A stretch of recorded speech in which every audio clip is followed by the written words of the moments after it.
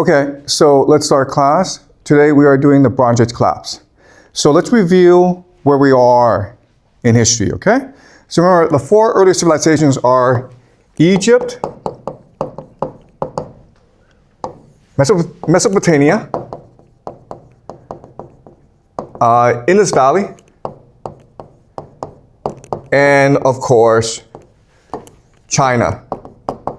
And as we discussed, the reason why they are the first four major civilizations is that they have major rivers that allow them to develop agriculture as well as trade overseas. And as we discussed, what will happen is that they will have a major city, and this major city will have colonies along the major river, okay? So in Egypt, it's the Nile. In Mesopotamia, it is the Euphrates and the Tigris. And the first city is Uruk. China, it's the Yellow River, right? So Indus Valley is the Indus Valley. It's the Indus River. And now these different city-states will go to war in order to control trade routes. And this leads to a time of major innovation in human history. At the same time, because of these wars, they need better and better equipment.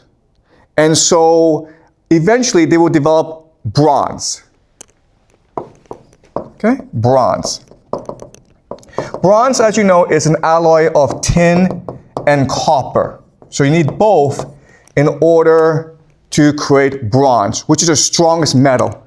It's ideal for shields, for armor, and for swords. And whoever has more bronze weaponry will win any war.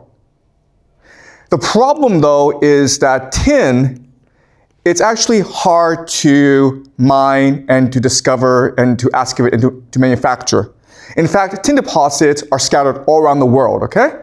So this is tin over here, over here, over here, and over here, over here, okay? They're everywhere, basically, but it's not concentrated. Therefore, you must now build more trade routes in order to access tin, okay? So what's going to happen now is that more trade routes will develop in order to access tin. And the major points, the major trade routes will become cities themselves, okay? All right? And now this world is globalized in order to facilitate warfare. Now, what's interesting is the Indus Valley itself, it's not like Egypt, Mesopotamia, and China. It is not engaged in warfare. We've done archaeology in the Indus Valley, in modern-day Pakistan. We have not discovered weaponry, okay? We've discovered bronze, but we have not discovered weaponry. In fact, we believe that in Indus Valley, it is a peaceful, egalitarian, and artistic civilization. But it's still brought into this global system. Why? Because bronze changes from weaponry into status, okay? Meaning people use it for pottery, for jewelry. And then eventually what happens is that bronze itself becomes capital, all right? Now, what we also know is that this world is heavily globalized. There's a lot of trading, and this world is complete, meaning it touches every corner of the world. But starting in about the year 1200, this system collapses. In fact, the collapse is sudden and devastating. So remember, if you know Chinese history, you will know that this is the Shan dynasty, right? Guess what, guys? About the year 1200, it collapses. All right? And we know this because Egypt is under attack during this time by the Sea Peoples. And what we believe is that the Sea Peoples are actually refugees who are fleeing the destruction of Europe. And what we believe is that there's a perfect storm engulfing this world at this time. Okay? So this perfect storm includes climate change. Climate change leads to drought, which leads to famine, which leads to a migration crisis. What's going to happen is that the Sea Peoples are going to come in from the north, and they are going to wipe out existing civilizations, including Mycenaean Greece and the Hittite Empire, okay? The Hittite Empire, which is in Anatolia, which is in modern-day Turkey. Why Mycenaean Greece and the Hittite Empire are important is we believe they are the two major antagonists in the Trojan War. You may have heard of the Trojan War. Well, guess where? Guess what? Troy is here, okay? So Troy is in the center of global trade, and that's why people fight over the location of the city. So the Mycenaean Greece is being destroyed, the Hittite Empire is being destroyed, and Egypt is being under attack. Egypt will survive the invasions of the Sea Peoples, but after the invasions, Egypt will be exhausted and it will lose its global power status, okay? Indus Valley will be itself overwhelmed because of refugees fleeing in from the steppes, okay? Mesopotamia, it's very interesting about Mesopotamia, but it's actually the most resilient of all the four major civilizations. And the reason why is Mesopotamia, throughout its history, is constantly at war, okay? So Egypt is protected by natural geography, by the desert, the Sahara Desert, and then by the Red Sea, okay? So Egypt has natural boundaries. China also has natural boundaries. But Mesopotamia does not. It's a flat land. So it's very easy for the mountain people to come invade, and it's very easy for outsiders to come and build new empires.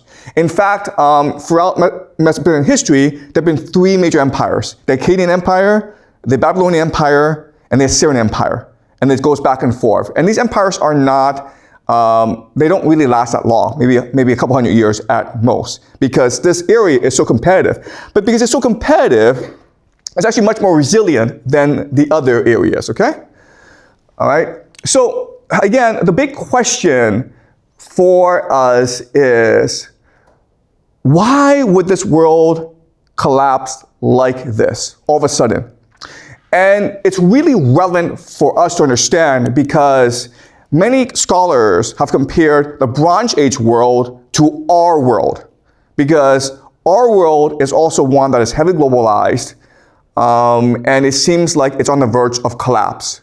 So why is it that this sort of like globalized world, in which many countries are getting very wealthy, why do they collapse all of a sudden? Okay? And the argument I will make to you today is it has to do with the nature of capital. Okay? So what I will show you is that this is a proto-capitalistic system. And what we know about proto-capitalism is that it allows for rapid growth, but then it also allows for rapid collapse. Okay? So let's go over the idea of capital. What is capital? Okay, so capital has three major characteristics, okay? The first is that it is universal. Universal just means that everyone wants it. Everyone in the world believes it has value, okay? That's number one. Number two is that it is a store of value. And what this means is that you're able to take wealth and store it inside this commodity. Okay? And the third thing about capital that's very important is its mobility. Okay? Mobility. Meaning I can take this thing and then transport to somewhere else at little or no cost. If it has these three characteristics, then it is capital. Okay? And throughout human history, there have been different types of capital. So let's look over some examples. So one example is grain, right? Just food. Grain is sort of universal because everyone wants to eat, but not everyone thinks it's valuable. Okay? And it's hard to store value in grain because it could decompose easily. Right? And it's actually hard to transport grain because it's cheap, but it's expensive to transport, okay? And that's why grain never became capital. Now, let's look at cattle. cattle, like cows and sheep, it's a better form of capital because you can store more value, and it could be universal, but it's actually hard to transport. And that's why cattle never became capital, okay?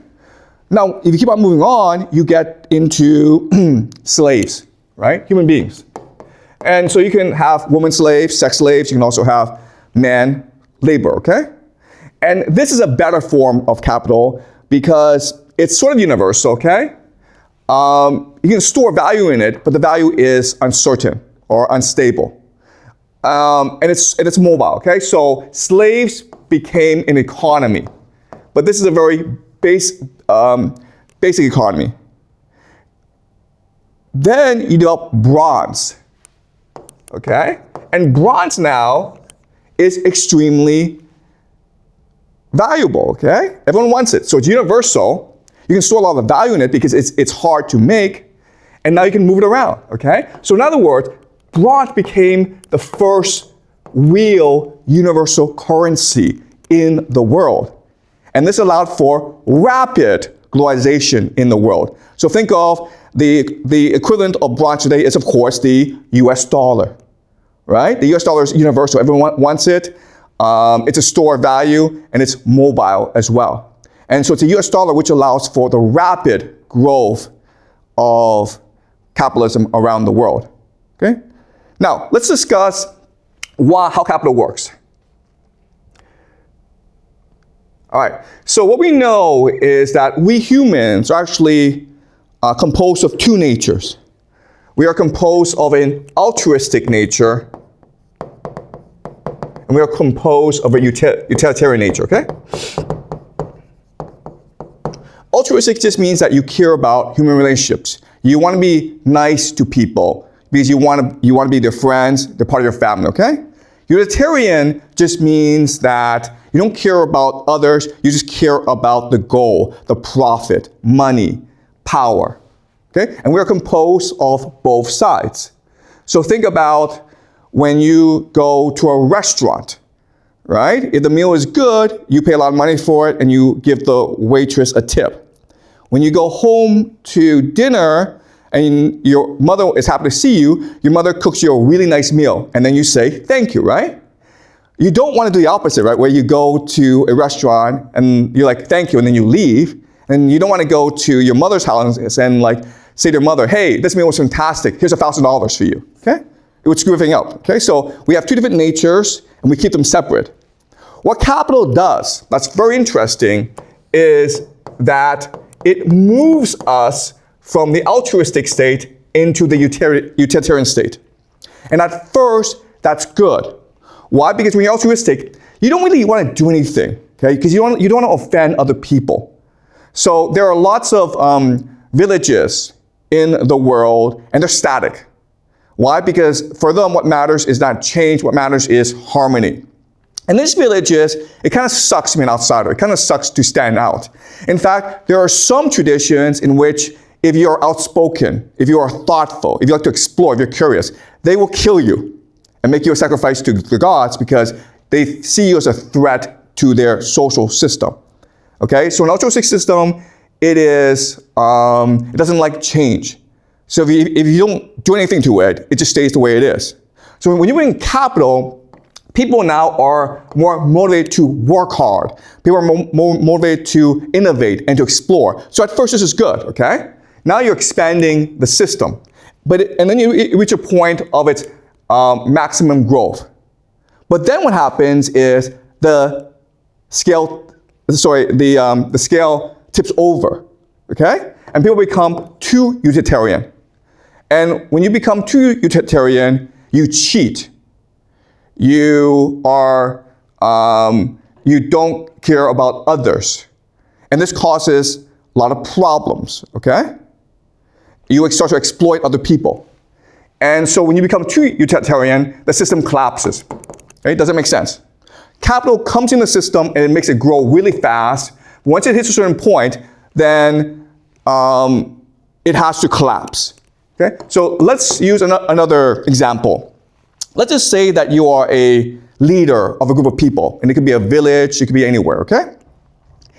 And if there's no money involved, what do you care about? You care about status. You care about your reputation. You care about how other people see and perceive you, right? So you care about the feelings of others. Once capital enters the equation, then the way that the leader sees you is different. The leader sees you as a commodity to be exploited. Okay? The leader is now like, how much money can I make money off you? Not only that, but the leader, okay, the leader will do what? The leader will align with other leaders, and they will become a cartel, okay, or an elite. And they will together exploit people, okay? But not only that, but they will expand and look for new areas to conquer, okay? Because all they care about now is money, how to expand the capital.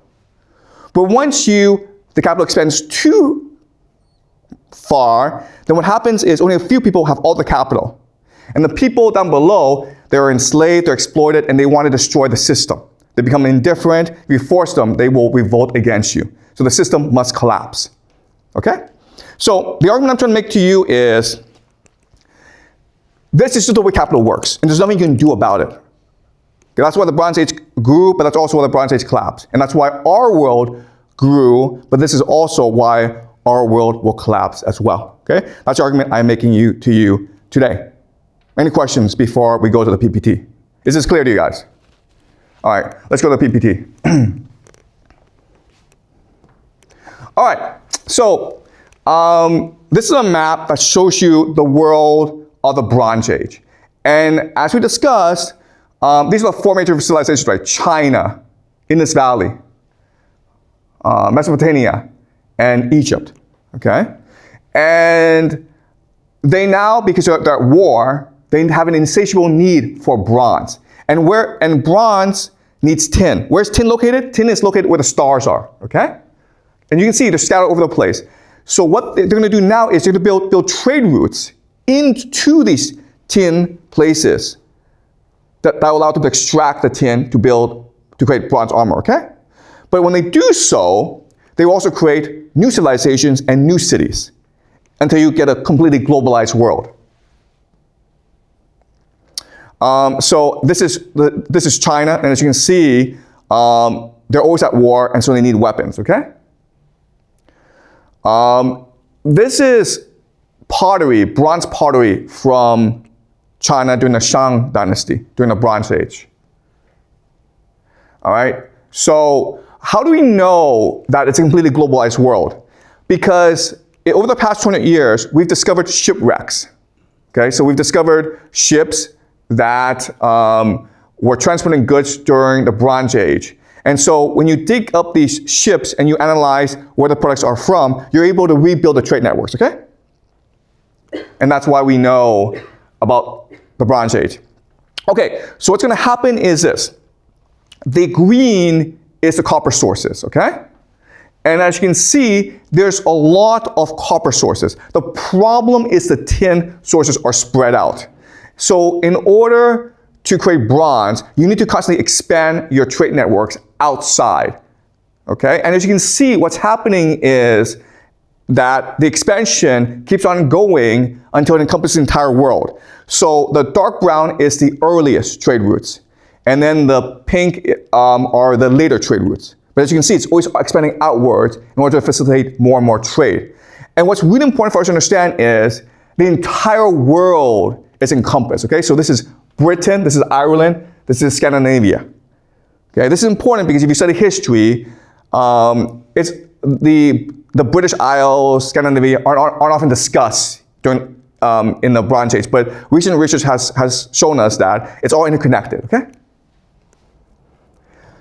Okay, so as I mentioned, these are trade networks, okay? And these gray spots are areas that are major nodes in the trade network. They come about because of trade. The red are the major consumption areas, okay? So the gray are areas that are being created in order to better facilitate trade. And eventually, you reach a point when it's completely globalized, when every source of copper and tin has been discovered and there's a massive trade network built around each area. Okay?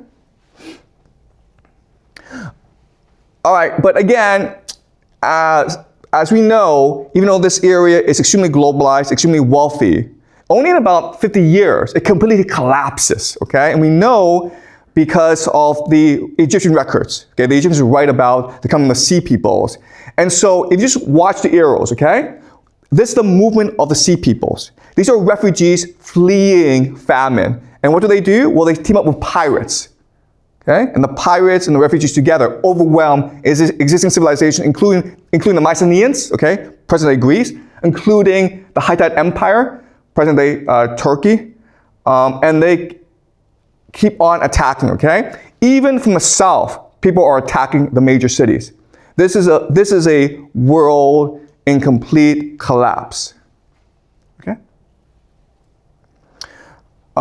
This is another map showing the invasions, okay? These again are the Sea Peoples. These are just economic migrants. These are refugees. Similar to what's happening today, where if you're following the news in Europe, you've got all these Middle Eastern refugees coming into Europe, overwhelming their economic systems. So this is a trend that we can expect to continue for a very long time, okay? All right, the Sea Peoples are just a mix of different people. We've tried to identify where they come from, who they are. We really don't know, okay? So the assumption is they come from everywhere. And they are being led by pirates who are expert at raiding other nations, okay? And this is a painting from Egypt. And again, we know because the Egyptians left records of the invasions of Sea People. There were at least 3 major invasions of Sea People. We're talking like hundreds of thousands of people attacking Egypt at the same time. And Egypt had to expend tremendous resources to repel these invasions, but it ultimately left Egypt bankrupt, okay? This is Eric Klein. He's an anthropologist at the University of Washington. He wrote a book called 1177, okay? And he lists the reasons why the Bronze Age collapse happened. And he says it was a perfect storm of crises, including climate change, which led to drought, which led to famine. There were also earthquakes. We're able to do analysis and discover that there were major earthquakes during this time. There were revolutions. There were civil wars. There was a migration crisis, okay? So it's a perfect storm of crises. But what I want to show you today is it all has to do with the nature of capital, okay? This is a proto-capitalistic system.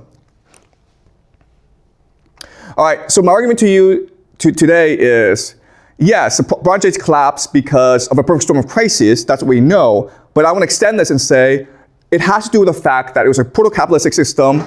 And so capital drives you to prosperity, but then it will also drive you to crisis, okay? That's the argument I will make you today, all right?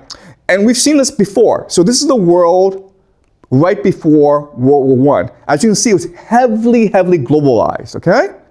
And people thought that because of trade, because of prosperity, we can't go to war, because why would we? And then, a couple years later, World War I, where tens of millions of people died for no reason, okay? Tens of millions of people died for no reason. It was just a slaughter. And what I want to argue to you is that this is a very common thing. And if you look at the Bronze Age collapse in World War I, we are in a very similar situation, where the world is heavily globalized, it's heavily interconnected, but because of the nature of capital, we will probably fall off the edge at some point, okay? And people would argue that we're already reaching this point. Okay. So again, during the Bronze Age, okay, the High Bronze Age, the Late Bronze Age, 1400 to 1200 BCE, you can see this entire world is interconnected. And what you will also see is at the center of this world is really the Mediterranean and the Aegean Sea, okay? And which city is the most important strategically in this world? It's called this city, Troy, right? Troy. Which is why we have the Trojan War. We will discuss actually the Trojan War next class, okay? But I point this out to you, okay? So why is this happening? Well, think about how in a proto-capitalistic system, that depends on tin and copper. How do you make money? Okay? Well, there are different ways. The first way you can make money is mining. Guess what? It sucks because it's hard work and you don't make that much money out of it, okay? It's just labor. Another way is processing it into ingots. Ingots are just ways to transport the tin and the copper, okay? You can also manufacture into jewelry, pottery, and weapons. Okay, that makes more money. Transporting, it's hard work, but you make more money, okay? Another way is just piracy, just steal the stuff. But the best way you can make money actually is by controlling trade routes, okay? That's what Troy is. Troy is a control of a trade route. And so that's how you make real money during globalization, okay? That's why even today, the Middle East is so important because the Middle East is a center of all global trade. So whoever controls the Middle East controls global trade, okay? So remember this idea. We have empires because empires really are trade routes. Empires are just control of trade routes. Empires back then is very different from empires today. Empires today would be like nation states, which controls borders and have their own language. Back then, empires were just a collection of different trading points, okay, that were aligned with each other. And the Trojan War was just a trade war. That's all it was. We'll discuss this next class, okay? Okay, so you can see why Troy is so important. Because if you're in Anatolia, it's mainly mountains. It's good because you can mine for precious metals and it's easy to defend, but it's hard to access the sea. That's why Troy is so important, okay? All right, so again, we know about globalization during the Bronze Age because of shipwrecks, okay? So this is a very famous shipwreck that we discovered off the coast of Turkey called Uluburun, okay? And inside it, you can see all this precious pottery. And we can actually date the location of where the pottery came from. Okay, so these are major sources of tin. And what's really important, this map tells you, is that they're actually in mountains. Okay, so they're hard to reach. That means you have to spend a lot of effort to create trade routes based on tin. Okay, these are ingots, okay? This is how you transport tin and copper. You transform it into ingots. And what's going to happen is that because the tin is located in isolated areas and it's high mountains, they have to use every form of transportation. And so in Europe, they mainly use the river system. And that's why all of Europe is brought into this trading network. This is Scandinavia. And as you can see, there's a lot of trade focused on Scandinavia as well. Okay, and this is something that we've not known before. We just assumed that Scandinavia didn't actually exist back then. It did exist. Okay, and it's a very important part of the trade network. Okay, so let's talk about the Indus Valley Civilization. The Indus Valley Civilization, for the longest time, we know was peaceful, egalitarian, and religious. And we know because we're able to dig up their cities. And what we discovered is that it's very much similar to Caerhun, where the housing is very similar, where irrigation, where hygiene, it's all very advanced. And we have no evidence of warfare because we can't find any weaponry. Okay, so why is Indus Valley so peaceful as compared to Egypt, Mesopotamia, and China? I think it was because they were able to trade with Mesopotamia, China, and Egypt and discovered we don't want this system. We don't want a system where everyone's killing each other, okay? That's my guess, but I don't know. No one knows, okay? This is one of the Indus Valley's major cities that we've dug up. This is another. As you can see, it's pretty advanced. The houses are pretty equal. It's very similar to Caerhun, okay? A much bigger version of Caerhun, which we discussed previously. This is an artist's rendition of what Indus Valley city would look like during that time, okay? What's amazing is that it's very advanced, it's very hygienic, it's very peaceful, it's very egalitarian. And religion was a major part of their lives during this time. Okay, so the Indus Valley Civilization will also give rise to something called the BMAC culture. Okay, and this is in actually North Afghanistan. How this developed was because of trade, right? Because as I discussed previously, tin is found in the mountains, and so you need to create a community around the mountain. So it's a mining town, but it's also for manufacturing, it's also for transportation, it's also for trade. So this is a pretty sophisticated, pretty complex area. But over time, what will happen is that the BMAC culture will bring in people from the steppes, okay? These are the Proto-Indo-Europeans we discussed previously. And then because of climate change, because of the collapse of Bronze Age, they will come and they will occupy both modern-day Iran as well as India, giving rise to two religions, the Zoroastrian religion as well as the Hindu religion. We'll discuss this at a later date. Okay, this is pottery from that Indus Valley civilization. Okay, let's move on to the Mycenaean civilization, okay? The Mycenaean civilization is really important because it gives us Greek civilization, okay, which is considered the birthplace of all Western civilization. We'll discuss the Greeks next class, and specifically, but I will introduce the Mycenaeans now, okay? Mycenae is in the center. We believe that the Mycenaean culture, it is a warrior aristocracy. So the people in charge are warriors as opposed to a priest aristocracy. Okay, so remember in Sumer, it was the priests that were in control. Now it's the warriors who are in control. And we also know that the Mycenaean people are descendants of the Proto-Indo-Europeans. Okay, so the Proto-Indo-Europeans swept into Europe, and then they went all the way down to Greece. Okay.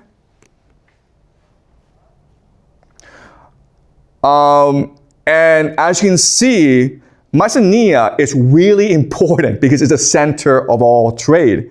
At this time in history, the easiest way to get around the Mediterranean is by sea, okay? Land, it's very costly, it's very slow, and there's lots of bandits. So sea is the best way. So in this system, the best way to make money is actually piracy. So as you can see, there are lots of islands scattered around Greece. And so the Greeks in the beginning were mainly pirates, okay? So the people who invaded Troy during the Trojan War were pirates, okay? The Mycenaeans were famous for being pirates, okay? So as you can see, this is a much clearer map. Mycenaean civilization, they had pottery, they had olive oil, they had certain goods for trade, but mainly it was really about transportation, logistics, piracy, and controlling trade routes, okay? That's why Mycenae was so important at this time. This is Troy, by the way, okay? And as you can see, during the Trojan War, what will happen is you have different people of Mycenae go attack Troy because it's such a strategic location, right? If they're able to control Troy, they control the entire Aegean Sea, okay? Okay, so this is an artist tradition of what the Mycenaean civilization looked like. It is what we call a palace economy, meaning all the center of the economy was a palace. What would happen is that all the farmers had to give the palace their food, and the palace would then take this food and redistribute it to the artisans, okay? People who made pottery, people who made clothing and textiles for trade purposes, okay? So it was a control and command economy center of the palace, okay? This is what the palace looks like. This is what their economy looks like, okay? So all the food would go to the palace, and the palace would redistribute the food. And the palace would then take the food to give to the artisans to make textiles for trade, okay? And this is what the economy, it was a very simple economy, but it was very effective. It was an extremely wealthy place. This is a gold mass, okay? Gold is very rare, as you know, and they turned it into a king. Some have speculated this is the mass of Agamemnon, who's a major character in the Iliad. We'll discuss the Iliad next class. We actually don't know who this is, okay? This is a sword with a gold hilt. So it just shows you how extremely wealthy they are, right? Even the warriors had gold. This is something called the Lion's Gate. So the entrance into Mycenae. This is a very rough time. Lots of wars, lots of piracy. So there's lots of walls. Okay? The other thing about the Mycenaean civilization is their tombs are very, very elaborate. Okay, this is the entrance into one of their tombs. Over time, we see the tombs become more and more elaborate, so we know that over time they became a much more wealthy civilization. Okay, this is what their tombs look like. They're huge places. Okay, this is what the outside looks like. Where do the Mycenaeans learn this? Well, they learned this from Egypt, right? So at this time in history, the Mycenaeans and the Egyptians were in close contact with each other. The Egyptians have a habit of burying themselves with all their treasure. Okay, so this is their coffin. This is a mastaba, which is their tomb. Okay, as you can see, it's huge. It's almost as big as a house. So the question then is, why would they do that? Okay, we've discussed it previously, where throughout most of human history, we've understood that this is a material realm, and then once we die, we go off to the spiritual realm. Guess what, guys? You can't take your money with you. So why are you burying your money with you? Right? Okay, this is a mastaba. Okay, as you can see, it's a very elaborate, ornate place, and the Egyptians were known for this. But also China, right? The first emperor of China, the terracotta warriors. Why is he buried with an army and such wealth? That makes no sense. If you die, you die. So why is this happening? So the argument I want to make to you is that this is happening because money, capital, too much of it changes the fundamental chemistry of the brain. It makes you crazy.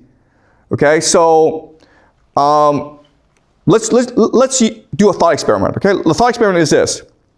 Let's just say Satan were to come into this room and said, "Hey, I'll give you guys $1 billion, but you have to live forever and you have to be my slave forever." We'd be like, "No, why would we want that? You know, like to have $1 billion, but then be a slave for all of eternity, like Satan? No." But okay, let's assume we are the richest people on earth. We all have $10 billion, right? Now Satan says to us, "You know what? $10 billion is a lot of money. I'm sure you enjoy your life, but you're gonna die. And when you die, you can't take that money with you. But hey, I can make you live forever. I will let you keep this money, but you have to be my slave for all of eternity. Do you agree?" We would agree. That's the difference. You see what's happened, right? Money makes people crazy. All right. So bronze. Okay. So remember, bronze started off as just a weapon in order to obtain power. But then over time, as powerful people became more stable in their lives, they used bronze to make jewelry and pottery to show their status. Okay. And then over time, because rich people wanted it, everyone wanted it, and so bronze just became a currency, wealth. And it was just easy to store, universally recognized, and mobile. And this happened over centuries, over hundreds of years. Okay, that's a pattern here. All right, so this is a map, a table that shows you how capital is formed. Okay, so capital needs to have universality. The more people want it, the more valuable it is. It has to be able to be. It has to store value. Okay, it has to be permanent. Okay, does that make sense? It has to be mobile. It has to be available. Okay, it has to be rare enough. So once it has these different elements, then it becomes a currency. So if you just look at history, we've used different sources of currency. So we have seashells, cattle, grain, women, slaves, drugs, oil, bronze, gold, and US dollar. We've always had money as a concept, okay? But money, for most of human history, signified a debt that could not be paid off. Okay, so David Graeber, who's an anthropologist, he wrote about this in his book, Debt. Why did we create money as a concept? Because there are certain transactions in which there was so much debt you couldn't pay it off, okay? So like most of human interactions, it's just reciprocal, right? So you help me, I help you, okay? But there are three things in which the debt can't be really paid off, okay? The first example is, let's just say I kill your brother. Well, now you have to come kill me, right? And if you kill me, then my family's gonna go kill you, okay? And it creates a vicious cycle of vengeance, right? So the way to get rid of this problem is, if I kill your brother, I acknowledge that it's a debt I cannot be paid off. So I give you something valuable. It could be gold, it could be jewelry, it could be anything, okay?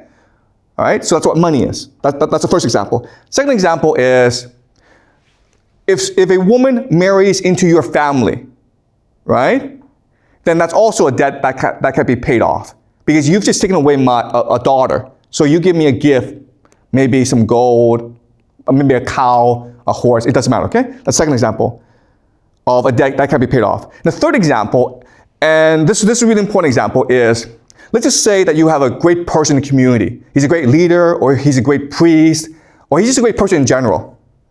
And he's done a lot for you. But he dies. What do you do then? What you do is you bury him with gifts, with gold, with money, okay? And so it's a monument to his legacy. You know that he can't take the stuff with him to the afterworld, but it doesn't matter. All you're doing is you're acknowledging his contribution to your community. And that's why when you dig up graves in ancient times, you'll see people buried with gold, because the community is acknowledging this person was great. We will forever remember him. And so the money is a way to acknowledge this fact. Okay, does that make sense? All right. So for most of human history, that's what we use money for, as to symbolize money that cannot be paid off. But then over time, as society became more sophisticated, we use other forms of currency. Okay, and as you can see, all these different forms of currency. Okay, whether it's seashells, cattle, grain, women, drugs, oil, it doesn't really work in terms of universality, stored value, and mobility. But bronze does. Okay. And after bronze, gold does. And then after gold, today we have the US dollar. Okay, does that make sense? Okay? So once you have an universally accepted currency, you can now have globalization. Right? And so bronze was a major discovery which allowed for globalization. Yeah, go ahead. I think bronze and the gold is commodities and US dollar is like money stuff. But why does bronze? Because is it because drugs and oil does not count as capital? So it is not. Okay, look, you're right, okay? Drugs can be a currency. The problem is that it's not universally accepted, okay? And also, the problem with drugs, of course, is it causes a lot of problems to your society. So think of opium in China. And it's hard, it creates a lot of problems. So it can't be universally accepted. In fact, most countries would ban drugs. But at the same time, you're right in that it is valuable. It's a store of value. So you guys don't know this, but there are lots of governments that have secret supplies of drugs. Because if the world falls apart and you need to rebuild society, you need wealth, right? So gold, you need gold, but guess what? Drugs is also a form of wealth because people want it, okay? People crave it, all right? So is this clear? Right? So once you have a universally accepted currency, you have the basis for globalization, and globalization happens naturally as a result. All right, so capital is just a monetization of power. That's all it is. And you can have any form of capital, okay? The problem with capital is that it exploits, it alienates, and it consolidates, okay? So go back to the example where I'm the leader of a village. If there's no money involved, all I care about is winning the respect of my people, okay? And so I work hard for them. But once capital is involved, I see each person as a commodity, okay? And therefore I become alienated from my humanity and from others. And now I want to exploit people in order to generate more capital. And over time, what will happen is that the strongest will have all the capital, which leads to massive inequality. So the only result of capitalism is, one, massive inequality, corruption, immorality, okay, and alienation, anger, indifference. And this is the world we live in today. Does that make sense? It's just the nature of capital. There's no way around it. Okay. So, as we discussed previously, we have two different mindsets, okay? We're composed of two different individuals. We have the altruistic nature, so that we care about relationships. We care about empathy. We care about creativity. And then our utilitarian side, which is all about material objectives, logic, and hard work, okay? So, in school, you have the utilitarian mindset, okay? Like, how do I get good grades? That's all you care about, all right? At home, you care about relationships. You care about maintaining good relationships with your mother and your father and your siblings and your relatives. What we also know, and this is really important, is that people who are altruistic, people who work for others, tend to be more creative than other people. But people who are obsessed with money tend to work harder than other people, okay? That's why globalization happens so fast, because everyone's in a rush to make as much money as possible. Okay? But eventually you reach a point where a few people have all the money, and so everyone's like, screw this, I give up because I'm never going to be rich. You lie flat, right? Tongue ping or quiet quitting. You just give up. Okay? And this is the world we live in today. Okay, now capitalism is a problem because it changes the fundamental nature of your brain. Okay, so this is an article from the Atlantic Monthly, which is a very popular magazine in the United States. There are these neuroscientists who have done brain scans, and they discovered that power causes brain damage. Okay, in fact, if you look at the brain of a psychopath and the brain of a wealthy person, it's pretty similar, okay? Yeah, they did brain scans, and it looks as though people who have too much money has brain damage. Why? Because a normal person is able to have empathy, is able to understand the feelings of others. Guess what? If you're too powerful, if you're too wealthy, you don't have the capacity to have empathy. You can't appreciate the feelings of others. So think of like Elon Musk or Mark Zuckerberg. They have absolutely no concept of empathy, okay? They are completely unable to relate to the feelings of other people.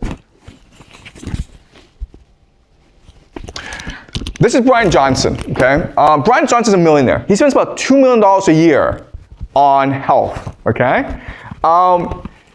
He's done some crazy things. So for example, he has a father and he has a son, and he believes in blood transfusion. So if you transfuse the blood, your blood, you become younger. So he's trying to figure out how to live forever. Okay, so he'll do things like blood transfusion. But he works so hard, man, because he'll get up at like 5 o'clock in the morning, exercise. The food he eats is the most nutritious food in the world. And he'll regulate his sleep. He's always monitoring his heartbeat. He's always exercising. Okay, his life sucks. And the question you have to ask yourself is, if you have so much money, why don't you just enjoy it, Why not just enjoy your life? Why are you focused on living forever, okay? And that's a problem with wealthy people. They're kind of scooping their head, okay? He looks like a vampire, guys, okay? This is him when he first, started this project. And you can see he looks like a vampire now, all right? I'm not exaggerating here. Look at this guy. The problem is that there are lots of wealthy people in the world, and they happen to like this idea of living forever. Okay? So let's do a thought experiment. You're a billionaire. Okay? You have like $100 million, $10 million. Like $10 billion in the bank, $100 billion in the bank. Who knows? You have a problem, which is, how do I keep this, right? Because you're gonna die. Okay? And you have all that money, so you can do whatever you want. So what you do is you invest in Brian Johnson, you invest in scientific research to live longer, but you also do what? You also build bunkers, okay? Because you're afraid that the world will end and you want to live forever, so you build bunkers. This is Mark Zuckerberg's bunker in Hawaii. It's kind of stupid because if the world's going to end, is your bunker going to save you? Probably not, okay? But he spent like $26 million, or $260 million on this stupid thing, hoping to live forever. And this is what it looks like on the inside. It's crazy to like go through life thinking about how to live forever and how to survive an apocalypse. Why not just enjoy your life, okay? They also join secret societies. Why? Because secret societies may have the secret to reincarnation, or the secret to immortality, or the secret to longevity. They don't care. They have so much money that they're willing to invest in everything. Okay, so they're willing to try blood transfusion. They're willing to build bunkers. They're also willing to join secret societies. And that's why you see secret societies growing in power and popularity today. They also worship Satan, okay? Because, again, if you have $10 billion, you're stuck, right? Because you don't want to die. Like, you don't want to, like, it's what we call sunk cost fallacy, right? You're like, I worked so hard for this, and I have the best life, but I'm going to die. And when I die, all this is gone. I have to start all over again. I don't want to do that, okay? So they're willing to do anything, including worship Satan. In fact, what we will learn is that the religion of Satan became so popular in order to solve this problem, where wealthy people, they want to live forever. And they want the world to stay the same as it is now. But as you learn in this class, it is impossible for the world to stay the way it is. Change is a constant. Things move in cycles. Capitalism gives rise to wealth, but it also destroys wealth. That's just the nature of life. Okay? All right, so that's a Bronze Age collapse. Any questions? Sorry, yeah. Go ahead, Vit. Go ahead. Why do they worship Satan? Because you said that those millionaires, they want to keep their money forever, and what does it do with Satan? Okay, that's a really good question, okay? So, it's really desperation, right?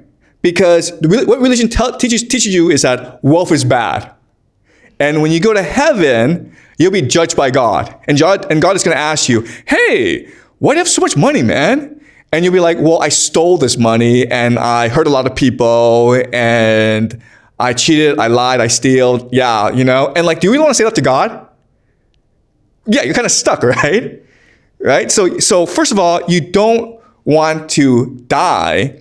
You don't want to give up all this money that you worked hard to get, but you also don't want to face God and face his judgment. Okay, so what's your alternative here? Your alternative is you believe in something more powerful than God, or at least someone who you can find refuge in from God. Okay, and if it means going to hell, you prefer going to hell than facing judgment from God, okay? Because you in your heart know exactly what you did to get that $10 billion, okay? You know what you did. Maybe other people don't know, but you know what you did, and God knows what you did. And you really, really want to face judgment, all right? Okay, so, yeah. Does that make sense? Okay. Any more questions, guys? All right, so that's it for the Bronze Age. So we will discuss the Iliad next class, okay? And so what I'm going to do is I'm going to introduce the Iliad today, and then we'll continue the Iliad on Thursday. Okay. All right. So the Bronze Age collapse is important because it will give rise to Greek civilization, which we believe to be the basis for Western civilization, okay? So the question then is, how does this happen, okay? So if you look at Mycenaean Greece, and then we transition into the Dark Ages, okay? The Dark Ages does not, all it means is that the Greeks lost the capacity to write, okay? And so what will happen is Mycenaean Greece will transform from a palace economy into something called the polis. Okay, polis just means city-state, okay? This is where we get the word politics from. Okay, so this is a major political transition where you went from a centralized economy to now city-states competing against each other. That's the first thing. Second thing that's important is the writing system changes. It went from linear B now becomes, do you guys know? What's the new writing system called? I'm sure you guys know the name, alphabet. Okay? All right. And the third big change is you go from censorship, okay? Because remember, in a palace economy, in a centralized system, bureaucrats are in control. And bureaucrats control what is talked about, okay? Or what is expressed. And they censor and centralize content, okay? They basically create propaganda. So now, without censorship, you have a new person emerge named Homer. Okay, and we will discuss Homer next class. And these three things together become the basis for Greek civilization. And this is why the Greeks became the greatest civilization ever in human history. So the main lesson I want to leave you today is, yes, collapse is bad, but collapse also gives opportunity for a new civilization to arise, for a new humanity to emerge. And we will discuss this next class, okay? The birth of Greek civilization.